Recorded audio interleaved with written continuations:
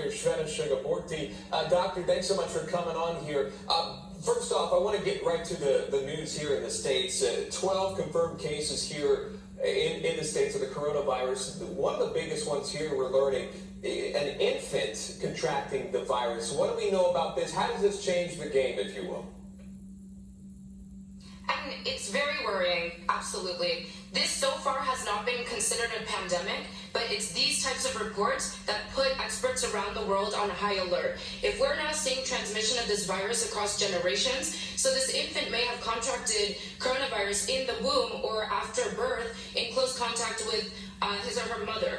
And so that is a generational transmission that would then, if we continue to see that happen and across multiple countries, would then constitute a pandemic. We're still not there yet, and it's critical to note that it is still a relatively low risk of contracting coronavirus for U.S.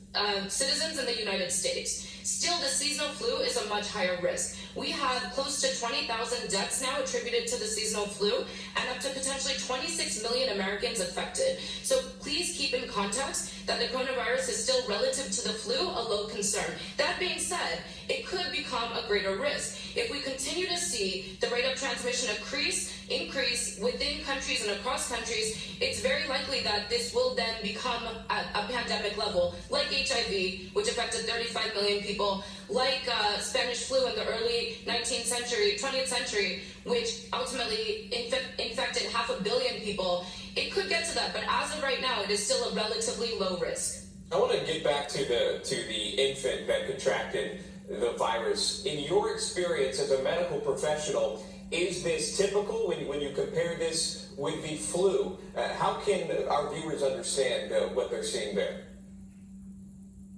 So I'm a risk and behavioral scientist. I'm not a medical doctor, but transmission can vary across disease states. And in this case, when you see that generational hop, that's when the alarm bells rise across healthcare professionals globally. So this is the kind of virus that you need to nip in the bud before it gets to that point of generational transmission.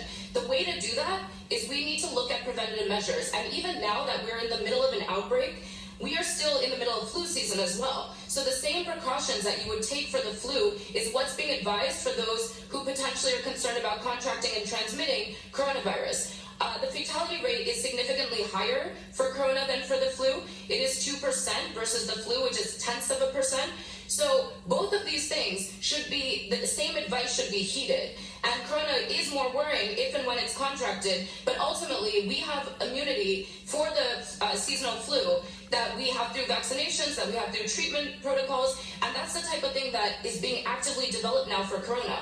Once we have those systems in place, then the risk of transmitting and recovering from corona reduces significantly. But right now, the advice to anyone who is showcasing symptoms is to rule out the seasonal flu and then to seek immediate attention of medical professionals. Real quick, last question for you. As you talk about precautions here, a lot of travel bans happening, traveling to mainland China, also Hong Kong with American Airlines.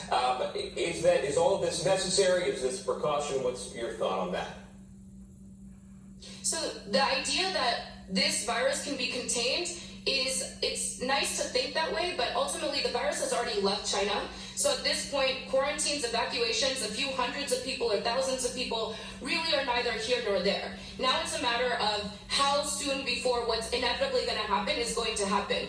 It's just these types of measures delay the inevitable. So this virus is going to run its course. What we need to be vigilant of as a global community is how to mitigate against it and how to prevent something like this from coming again in the future. Because we know that there's 1.67 million viruses, not harming anyone at the moment, but potentially could break out. So we need to be proactive in managing this. All right, that's the first time I've heard that there. That's an interesting point you bring up, Dr. Shveta. Thank you very much, risk and behavioral scientist. We appreciate your time. Stay with us. American Agenda will continue.